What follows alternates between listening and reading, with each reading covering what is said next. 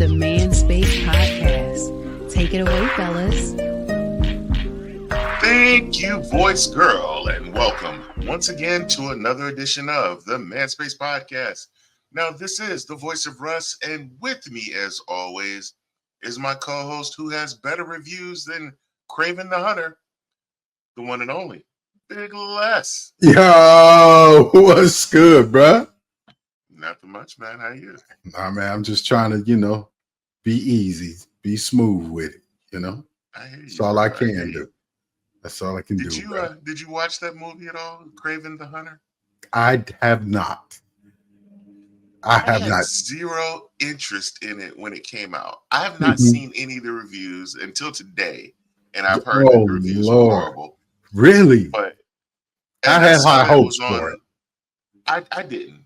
You didn't? I never liked the character. So I'm like, why are they making these character movies to try to make, these kind of anti-heroes? I'm like, you don't need this character. He's a villain. Yeah, well, I didn't need his story. I watched Madam Web. I thought Madam Web, what it was, I thought it was halfway decent, even though it was another movie that we didn't need. Yeah, it was okay. Madam Web was okay. It got Venom, a little. I thought was It was a little tricky, but Venom I thought was entertaining. The first or second or third one. The first one. I have not watched the third one all the way through. Okay. I got to go back and rewatch it. So I had it on and was doing other stuff. It was definitely, to me, better than the second one. Okay. It felt better to me telling a story. Okay. So I mean, you might like it, you may not. We're different. That's what makes us great. I am a Spider-Man fan. Okay. I think out of the characters, Spider-Man is probably my favorite of them all. Mm-hmm. I even back on my shelf, you can see my mini Spider-Man up there on the shelf. But Spider-Man is probably my favorite of all the characters. Yeah. So it's like seeing his villains getting their own movies. I'm not really high on watching them. Even though I did watch Madam Web, just because I was bored. I did watch the first Venom because I was bored, but I enjoyed it. But Spider-Man is DC, right? No. Is he? He's not DC, so he is Marvel. No, that's all Marvel, but all those got bought by Sony. Yeah. So they bought the whole lot. Yeah, they bought the whole lot. They sold off. Yeah, so everything that was associated to Spider-Man went to Sony. Spider-Man and the X-Men went to Sony, and now it's like they kind of walking the line. So I think the next X-Men movie is supposed to be actual Marvel. Yeah, and that's why the last couple of Spider-Man movies have been Marvel in conjunction with Sony. Mm-hmm. Well, I think Marvel does a pretty good superhero movie. Yeah. I still haven't seen Captain America yet. I've been trying to go. Don't waste your money. Really? I had such high hopes for this one. Don't waste your money. It was how can I say? It was a little slow for me. Really? Yeah. Marvel has, I ain't going to say who all was in it, but there were a couple other Marvel characters in this movie, but they didn't do anything in the movie, if that makes sense. They were there, but they didn't. They were like, okay, have a great day. You know what I mean? Okay. So I will. There's a great bootleg on YouTube. Okay. There's a great bootleg on YouTube. Watch the whole movie. Not what I really. Okay.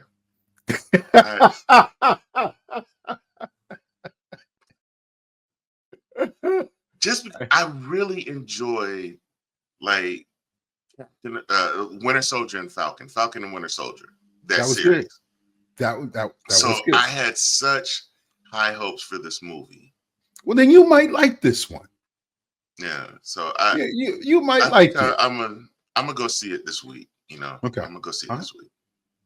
I mean, if you each his own. I mean, I could be different. Hear about reviews, right? Like when people talk about, oh, this is Oscar worthy. I've watched a couple of these movies that have gotten Oscars and Trash. Straight trash.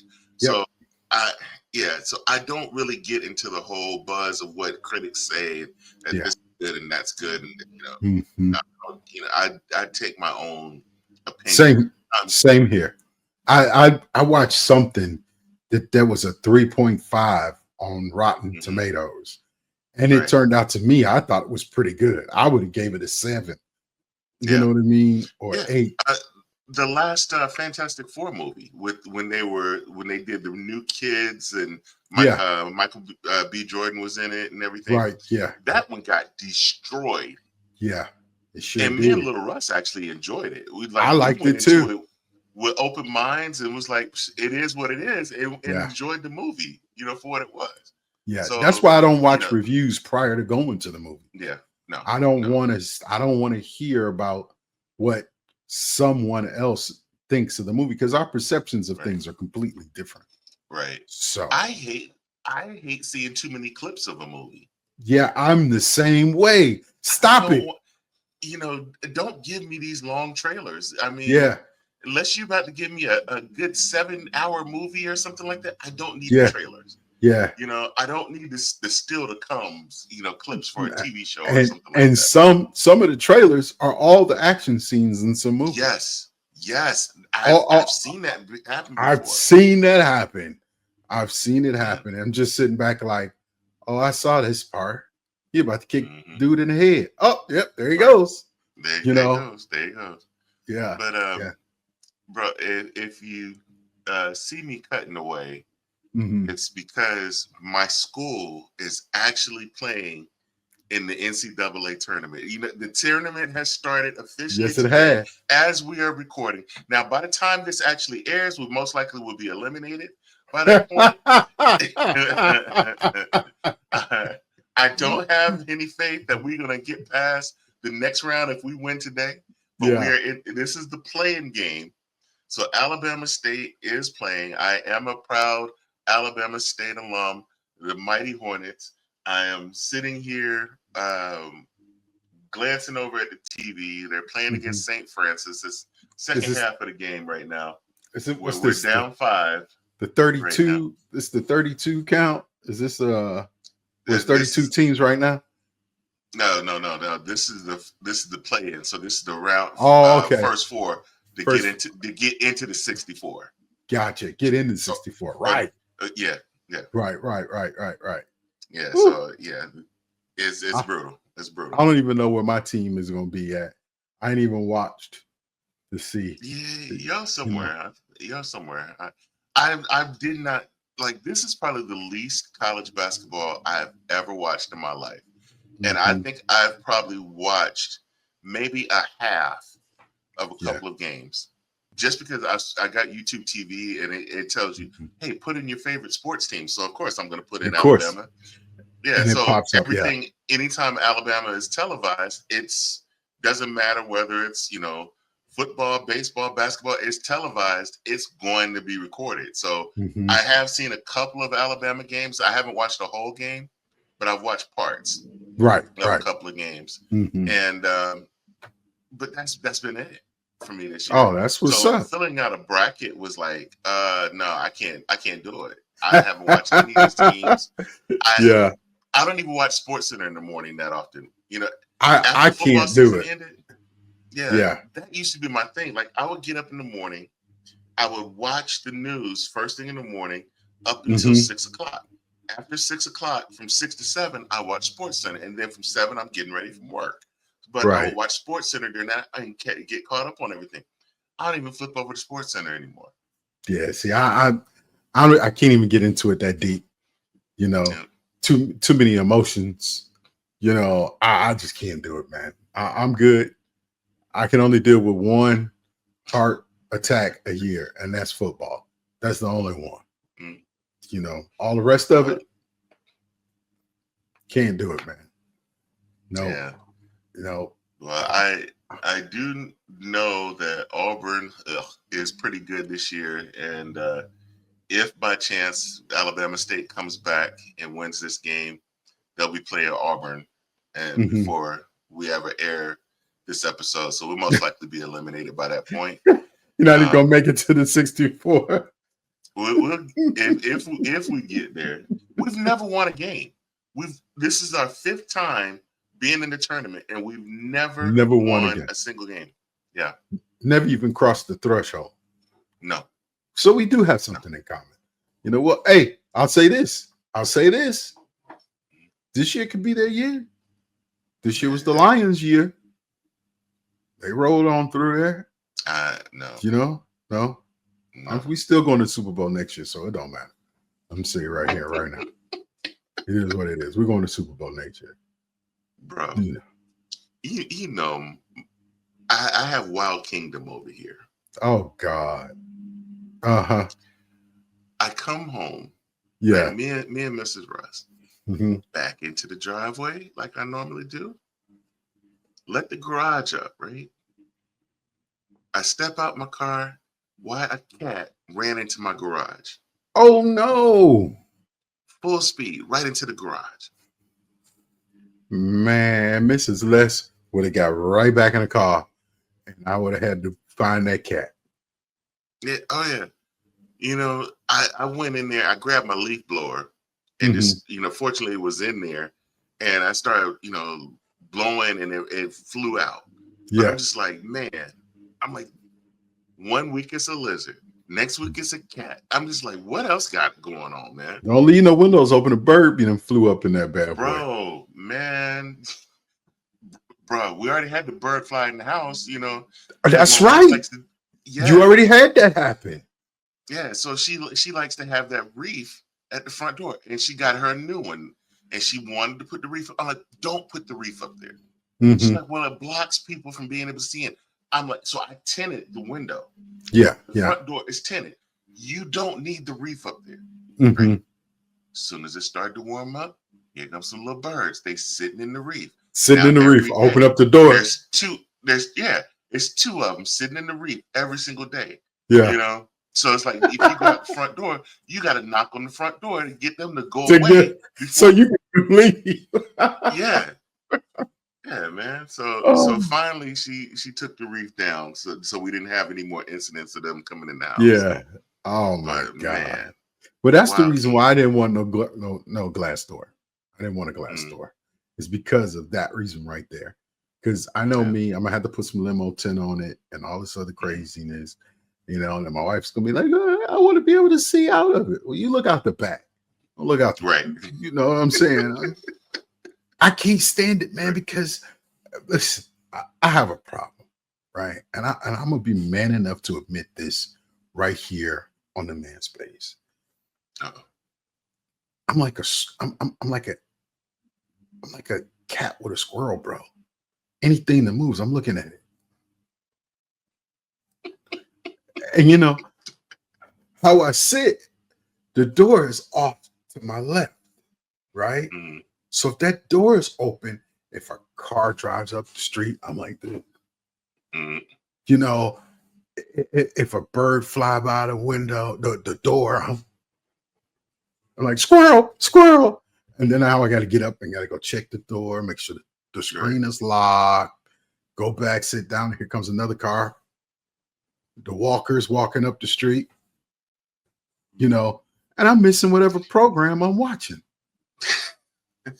I mean, it's I have a problem. But if you in the backyard, I don't do that as much. Yeah. But that front door drives me crazy.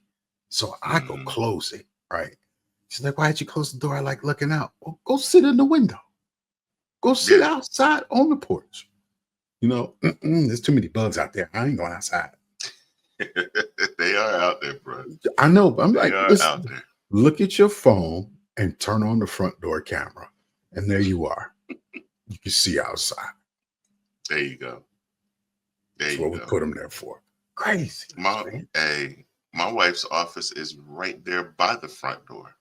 Oh, and so she sits there because first thing she does as soon as she comes downstairs is open the blinds. When she's not here, the blinds don't get open. They stay closed. I don't open them, especially when it starts to warm up. I'm like, nope, keeping the sun out, right? Yeah. Well, I will open up the front ones. I don't open up the blinds at all. I open up the front ones, leave the side ones closed, and I open up the one on the back door.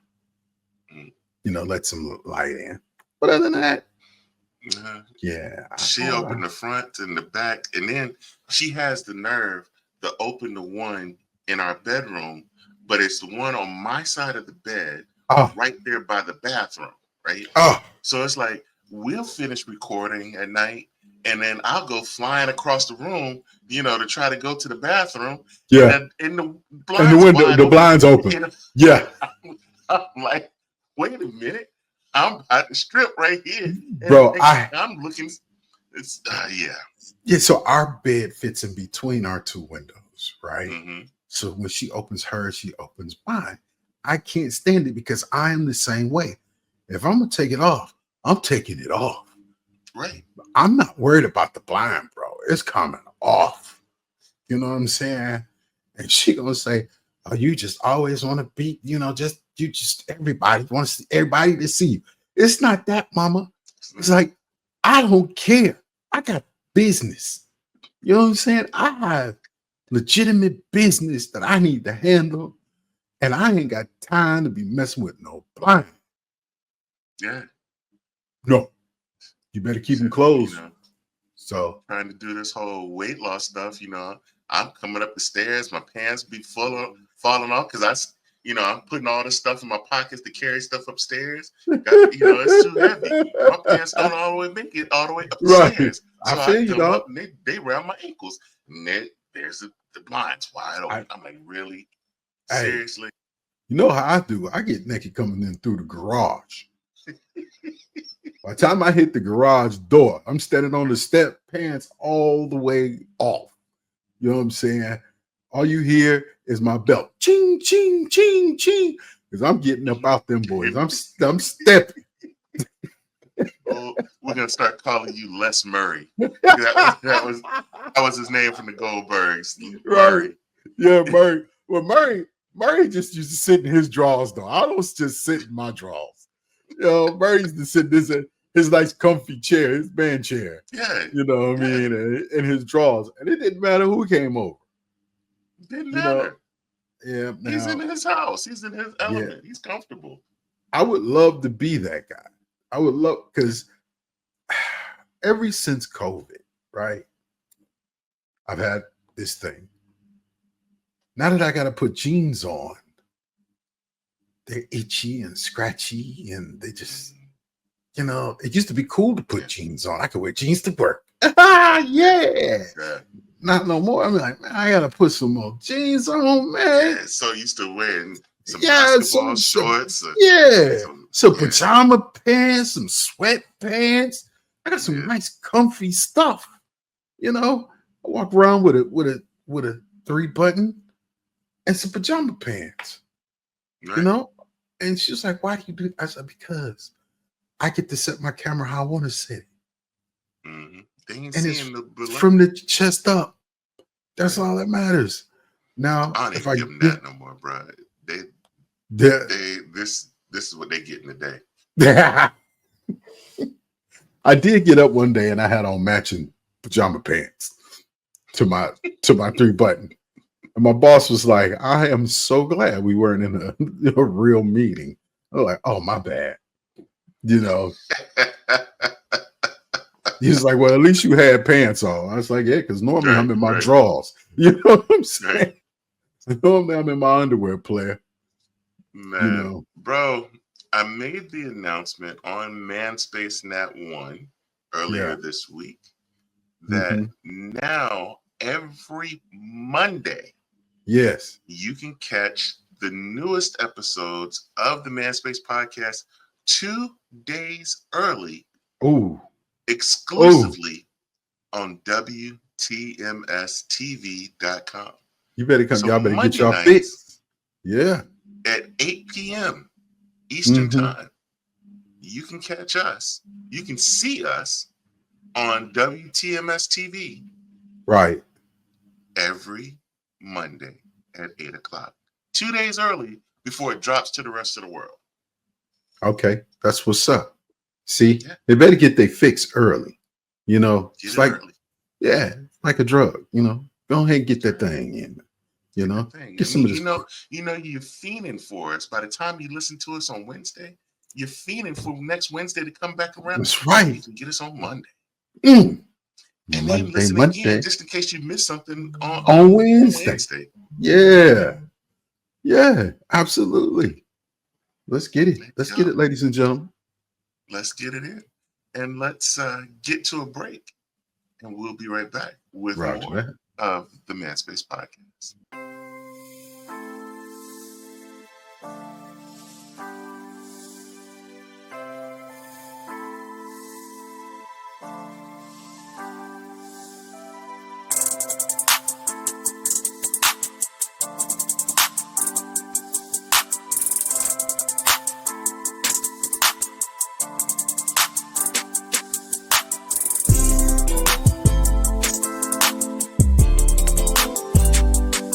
So, big bro. What's happening, dog? So we are living in an era. Era, not error. Yeah, I was about to say era. Yeah, an era of 47 showing a lack of accountability. 47-year-olds? No, 47. Oh, 47. Orange Mussolini. Yes. Okay. He who shall not be named. Yes. Also known as OMF. But he leads the way in showing a lack of accountability. Absolutely. And after having a discussion with somebody, and it wasn't about politics. We weren't talking politics. We're just talking just in general. And I was getting annoyed because the person was not showing any accountability for his actions. You know, everything was everybody else's fault. It's like, I did this because of that and all of this other stuff.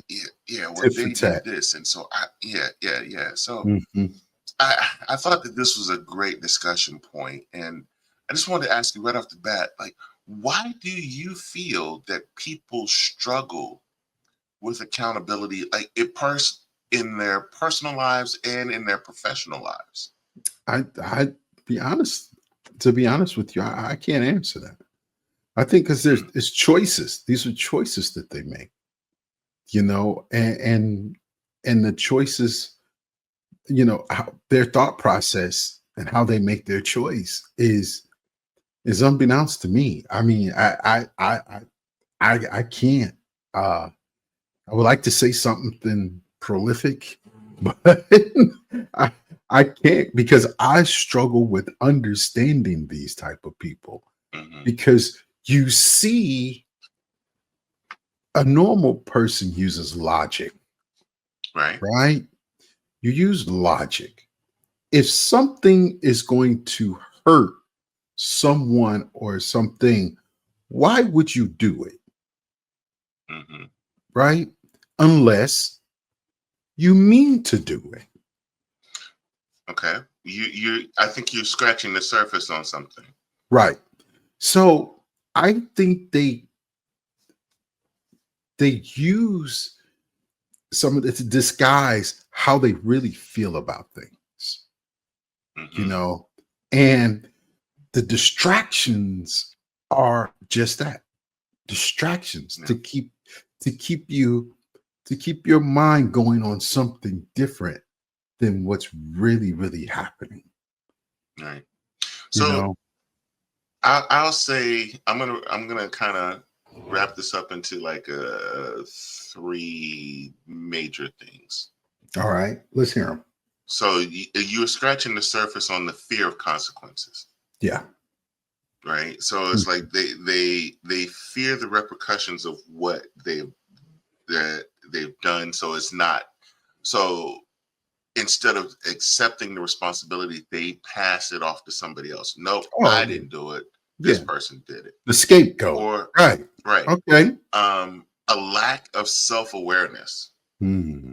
And I think a lot of people, especially younger people, have that I'm lack of I would agree with that. self-awareness. The younger You know? younger folks do. Yes, I would Mhm. agree with that one. So, and sometimes, I think when you get into some families, and I'm not Hmm. going to say this is with every child, but sometimes when you have, 3, 4, 5 kids, Hmm. the youngest ones don't have the responsibilities that the older And ones the have, older ones have. Absolutely. right? Yeah. So it's that lack of prioritizing responsibility, Hmm. because the older ones usually take the punishment for the youngest ones acting up. Like, why did you let them do that? Yeah. You were supposed to be watching them. And neglect of No, things that they right, didn't do. Why didn't you make them do right. it? It's always that. Hmm. It's always has been that way. Yeah. Yeah, But I a lot of this you can't uh you can't, how can I say it? You cannot use excuses for somebody being stupid, yeah. right? I mean, But see, that goes back to the whole lack of awareness, right? yeah, So yeah, somebody doing things that everybody else sees is just pure stupidity. They don't right. have the awareness to notice that they were doing something that was like that. Yeah, well, yeah. But I think people make decisions and do things that best fit them and not care about others at times. And most of the times I just, it happens too often. I know some people get caught up in not being self-aware, right? And they're very, narrow visioned. You know what I Mhm. mean? But others do things just because, Right. you know, and is why did you do that? I don't know. Right. You Yeah. ever, you know what I mean? I don't know. I just did it. Just You did. know, Yeah. I just did it. Hmm. But you knew, Because they're not. Those are not even thinking of the right? consequences. They're just thinking Exactly. of the moment, right? Exactly. What's in it in that moment. So Yes. let me ask this. Hmm. You coming in the corporate world and being in that management world, Hmm. how does a lack of accountability impact? And I'm going to say this in two different ways. How does it impact relationships, and Hmm. how does it impact the workplace? Well, when those don't take accountability, man, it has a, and that's what we're talking about, right? Accountability. Yes, yes, So it in a workplace, someone not taking accountability affects the whole team. yeah, It doesn't, it reflects on you, but it has an effect on the whole team as a unit, right? And then your team starts to break down because right. we're not holding someone accountable for their actions. you know Hmm. but it has a very it has trust, Yeah. communication, Hmm. all those things, being in a team environment. It Yeah. Not having accountability affects all those core attributes you want in a team. Yeah. you know And I say that those same things apply to our relationships, because it I can would create agree. resentment, a Yeah. lack of trust, Yeah. communication breakdowns. All of Yes. that can happen in the relationships. Hmm. In the workplace, you get low morale and you Hmm. develop a toxic culture Yeah. because the Yeah. blame shifting becomes the norm. Hmm. So, And then the optics also change, mhm, right? right, Because now people aren't seeing this as some place that they want to stick around, mhm, right, and some of your best employees are not going to stay. They're going to mhm, go find an environment that's conducive to who they are, you know mhm. So as in management, you have to handle people with no accountability swift, quickly. Yeah. You have to deal with that situation because now you're showing the other team, oh, they recognize it, they see it, and they're dealing with it. Right? Right. We're gonna pluck this bad seed right up out of here. You know, so that also strengthens the team, strengthens the ethics, you know, the communication, the trust, you know, because people come to work to work.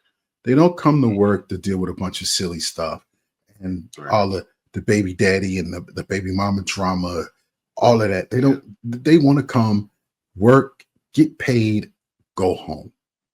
Yep. You know, so you touched on this one earlier when you were talking about, you know, oh, I don't know, that's, you know, I just did, or, you know, stuff like that. But what are some of the common excuses that you've heard for people trying to avoid accountability?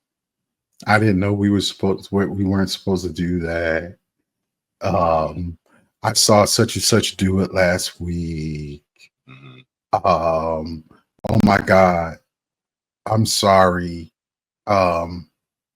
It's just those are just a few that I could come up with right off the top of my head. Right. But the biggest one is the biggest one is I didn't know.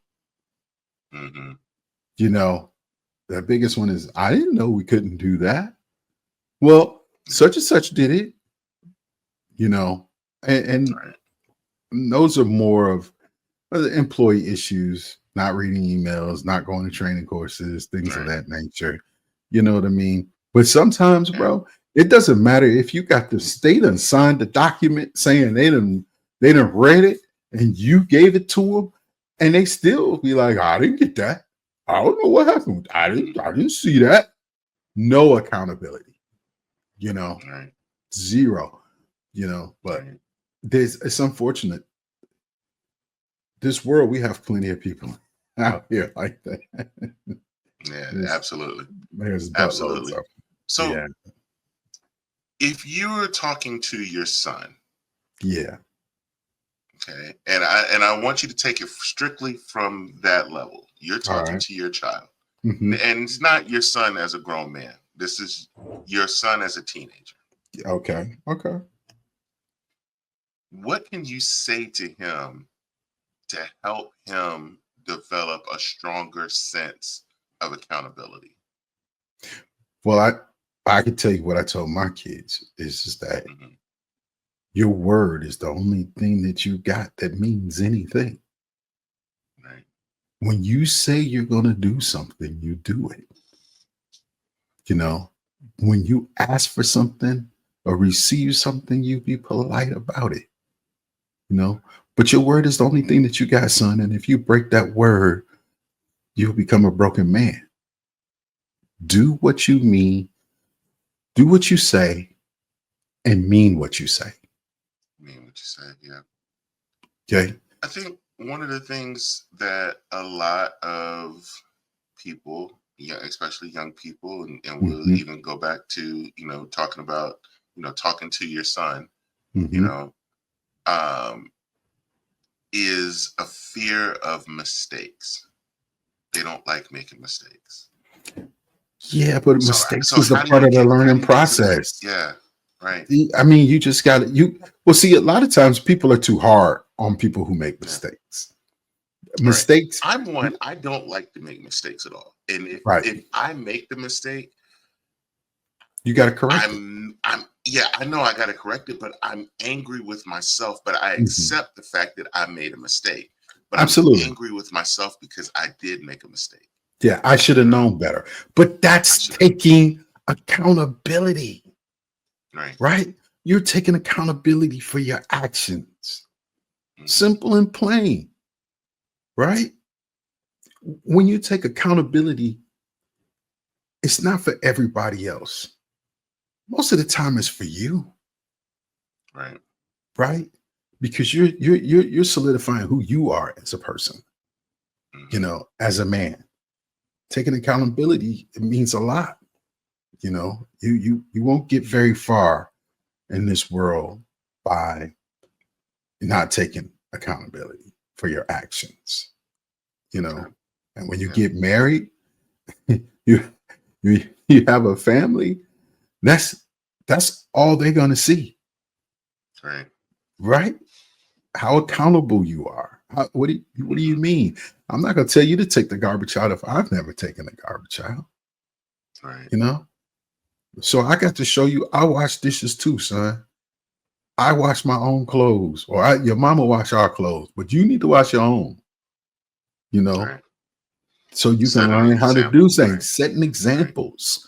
Right. You know, and So that kind of leads into my next question, Mhm. and as far as what role do parents play in accountability for their children, and even taking it one step further, what role do like your leaders, your boss, your Mhm. manager, your director, play in fostering a culture of accountability? Well, at home is pretty simple when you're raising your children, right? Right. It's holding them accountable. Hmm. You teach them what it means to be accountable. You know, I was always taught this: inspect what you expect, Hmm. right? So if I tell you to clean up your room and you tell me it's clean, I am going to go check. That helps me keep you accountable for your room, Right. right? I go check it out, make sure it's done. Bang, Hmm. right? In the workplace, the accountability, it gets a little different, right? Because as a manager, you just can't walk around and be like, "Hey, let me see your computer." I could, but you don't, right? But you set clear boundaries. Or You set you send them an email to tell them you got to send me 5 things that you five did things, last week. right? Or you fired. You fired. You know, but in that situation is you still inspect what you expect. However, Mhm. there are different ways to do things. You bring them along as accountability partners. Hey, Mhm. this set deadlines to things, right? Foster that type of relationship. Hey, I know this needs to be done by 5. I'm going to stay a little late. I'm not going to get it done by 5. I need that. It should be done by 6, right? I'm taking accountability for something I didn't finish complete as I said I would, but I'm fixing it as well. So you have to set your expectations. You have to follow up through with your expectations, what you expect. And then the exact same thing comes to the management. Excuse me. When an employee asks you for something or details, it's you have to provide those things to them as well as requested on the timeline, right? Because now they know that they can, they can count on you. You can count Yeah. on them. Leaders must have a model where they are accountable themselves, because you're Absolutely. not only accountable to your higher ups, but you're also accountable to your employees. And that's the most important part. A lot of people miss that. Hmm. You get into management and you think, oh, I got the title and I did it. The people that work for you that are on the level that you left are looking directly at you. Have you forgotten? Have you forgotten the things that you learned here? Right. How are you going to be different than the last manager that didn't care anything about us? Yeah. I used to make it Hmm. a thing every morning. I went and I spoke to every single agent. I knew their names. I knew if they were married. I knew if they had children. Those type of things, just quickly. Hey, how you doing? How's the little guy? All right, perfect. And keep going and telling people bye at the end of the night. Hey, thanks for all your hard work. I appreciate you. Hey, you slacked off a little bit today, but tomorrow I'm gonna be looking. I'm gonna make sure I'm gonna be on you, buddy. You know, Right. you foster those relationships.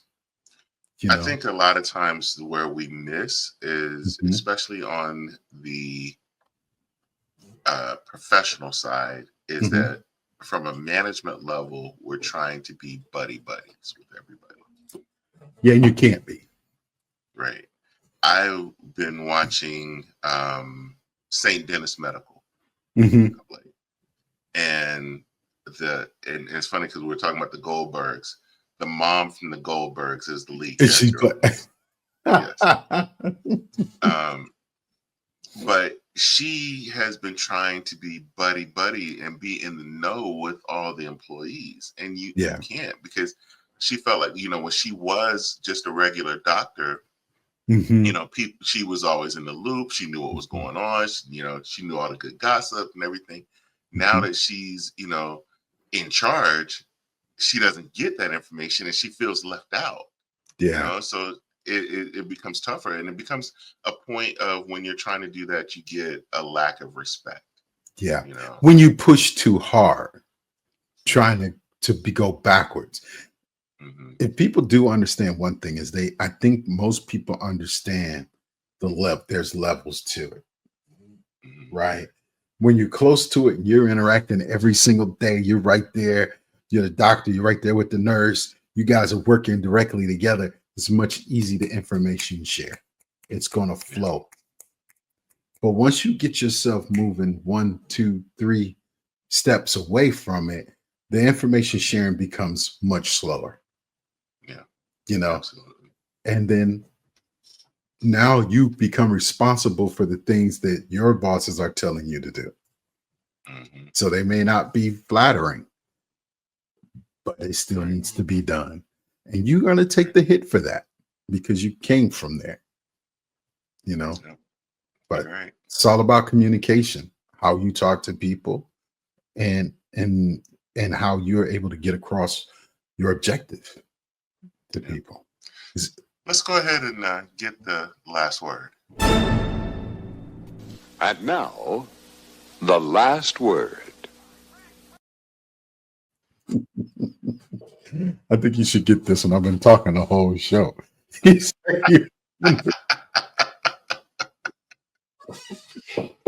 So,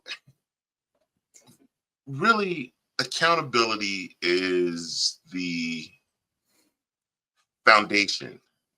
And I don't know, I just love the word foundation. It's just been something that's just been in my mind of late. But accountability is the foundation for your personal growth and your professional growth, right? It being accountable helps you grow as a person. Within the professional side, it will help you grow as an employee. It helps your business grow, even if you are just a pencil pusher, whether you're a manager, whether you're an executive, you have somebody that you have to be accountable to. So being accountable to your consumers, Absolutely. Because those that struggle to embrace accountability, they will tend to disconnect and have a false sense of reality, and that's what we see every day with 47 right now. The very false sense of what reality actually is. By owning your own actions, you look at the mistakes that you make and understand that mistakes are opportunities for growth. Absolutely.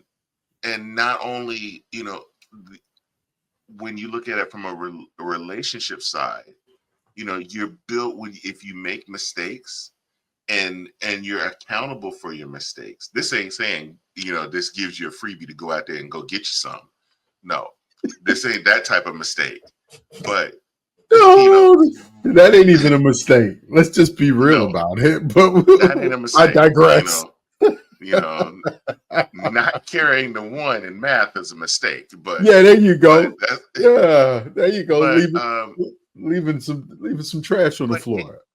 But an honest mistake in a relationship and being accountable for it helps that relationship become stronger. Right? Yeah, It helps it become more resilient. Mhm.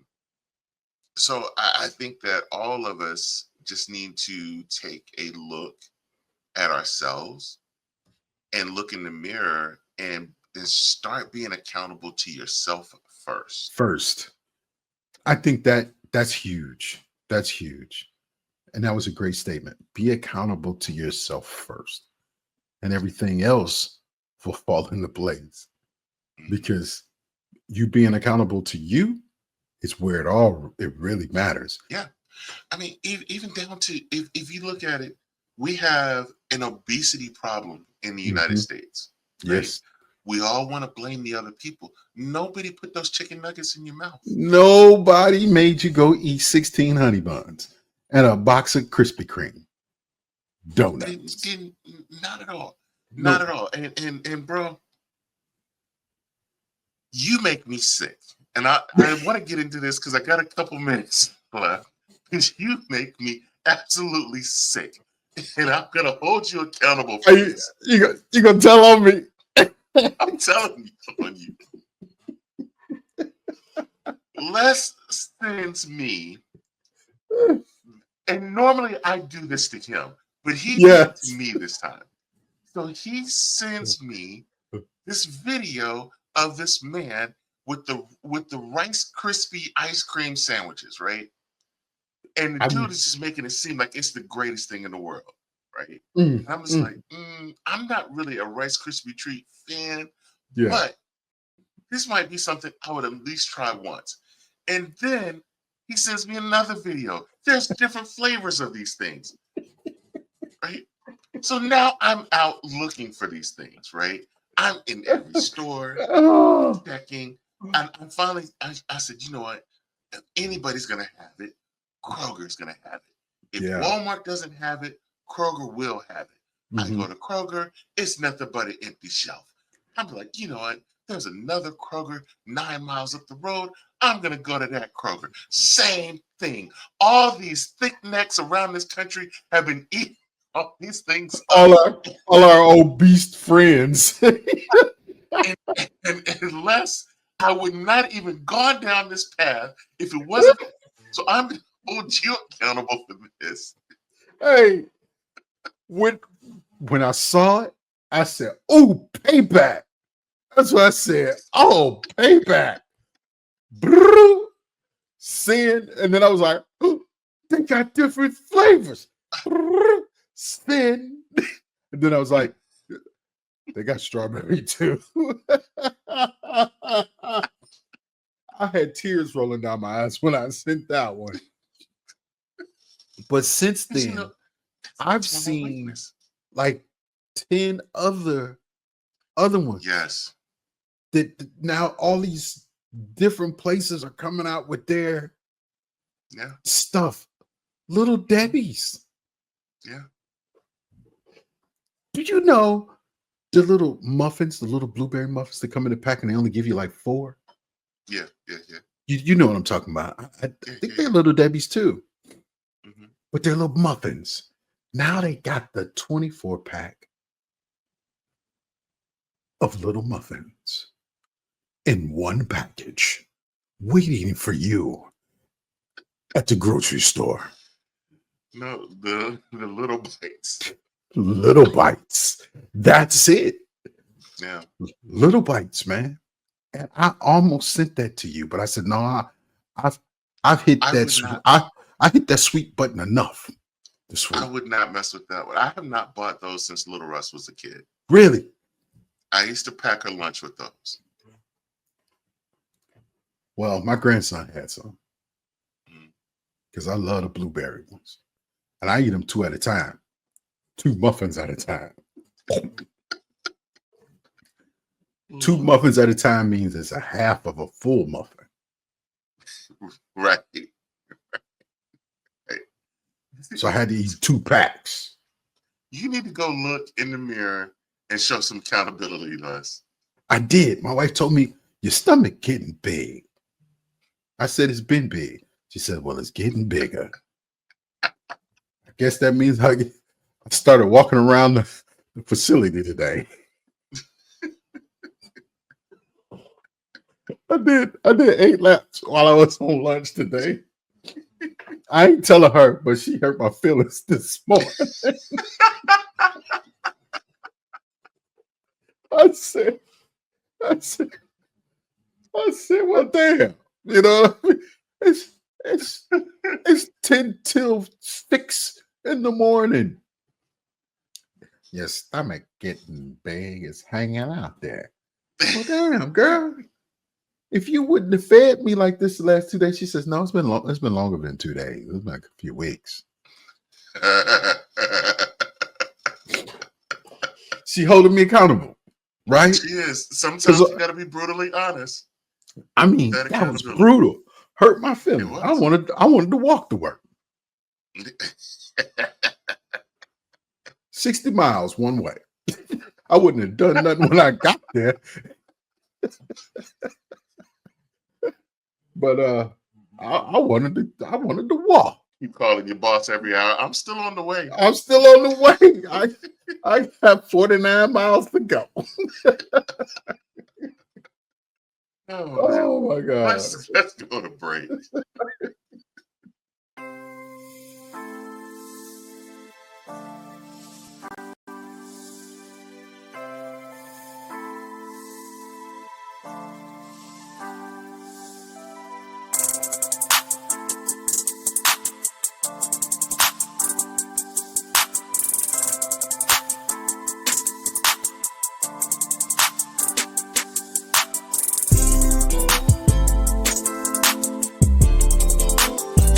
As we do each week, we like to close the show with a little bit of inspiration.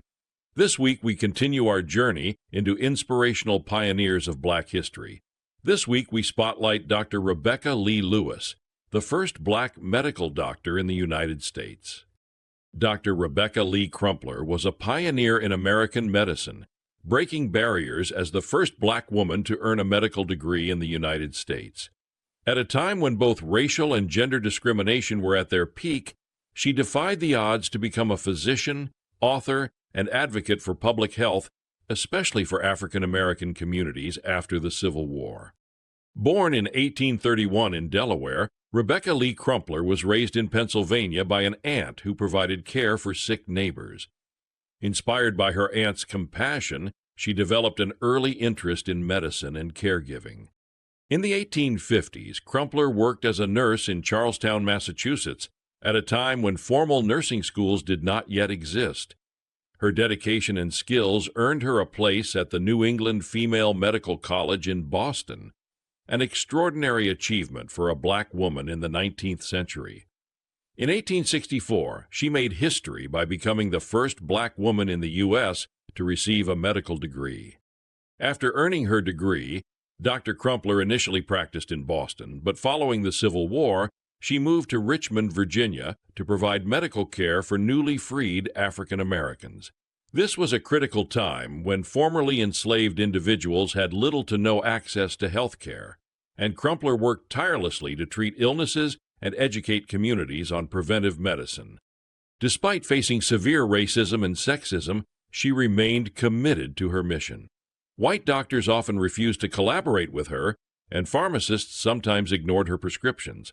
However, she persisted, treating patients with compassion and advocating for better medical resources for African Americans. In 1883, Dr. Crumpler wrote a book of medical discourses, one of the first medical texts published by an African American. The book focused on women's and children's health, offering advice on hygiene, nutrition, and disease prevention, topics that were essential for improving public health, especially in underserved communities. Dr. Rebecca Lee Crumpler's contributions to medicine and public health were groundbreaking. She paved the way for future Black women doctors, demonstrating that despite adversity, excellence in medicine was possible for African Americans. Although she did not receive much recognition during her lifetime, her legacy lives on. Today, she is honored for her role as a trailblazer in healthcare, and her work continues to inspire Black women in medicine. In recent years, her former home in Boston has been recognized as a historical landmark, and her name is celebrated during Black History Month as a symbol of perseverance and progress in American medicine. Dr. Crumpler's journey is a testament to resilience, courage, and the power of education. Her life's work laid the foundation for better healthcare access for Black communities and ensured that future generations could follow in her footsteps. And that is another Black History pioneer. Thanks for listening. Man, that's awesome. Yeah. At first I thought it said Crump, and I was like, oh Lord, the Crumps they got history, but Crumpler is different. But that I'm going to look that up. These are super educational. Yeah, and that one is kind of a double edge because we are in midst of Women's History Month on top of that one. Absolutely. Look at that. Yeah, so it's a name that I was not familiar with. Yeah, me either. And you look at somebody back in the 1800s. Yeah. It's like, medical license. Yeah. What an achievement that is. The fact that pharmacists ignored her prescriptions for patients. Yeah, man. Because of who she was. Yeah. She's a woman. Mm-hmm. And then a Black woman. Right. Being in Virginia. Yeah. Richmond, Virginia, which was the capital of the Confederacy initially. Yes, it was. Yep. A lot of people don't realize that. They want to think Charleston. Charleston was a heavy port. Right. But Richmond, Virginia, was right there at the Mason-Dixon. Ain't that what it's called? Mason-Dixon line. The Mason-Dixon line up there by Maryland. Yep. Oh well, that's awesome. Thank you. Good stuff. Good stuff. Yeah. So we'll be back next week with more of our Black History pioneers. We'll do another one. We'll do another one. I'm actually enjoying using the AI too. Yeah, I know you are. I'm Learn. It's a skill. Yeah, I started to come back and do it myself. I said, no. You got a new skill, bro. You learned a different one. You learned voiceover. Now you learn an AI voiceover. Yeah, there you go. There you go. Next one I want to hear in Kevin Hart's voice.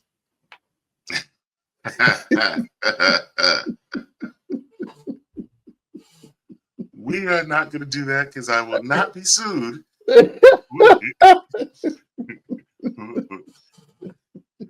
I learned that my LLCs ain't set up right. So Yeah, I'm not about to be sued for this. ain't no limited liability on that one, is it? So on that note, we out of here. thank you for listening to this episode of The Man Space. Whichever platform you listen to us on, make sure you subscribe and don't miss a show. Remember to keep up with all the Man Space updates on our website, themanspacepodcast.com. And you can follow us on Instagram at manspacenat1. Until next time, Man Space Nation, he's Les, I am Russ, and we are out of here.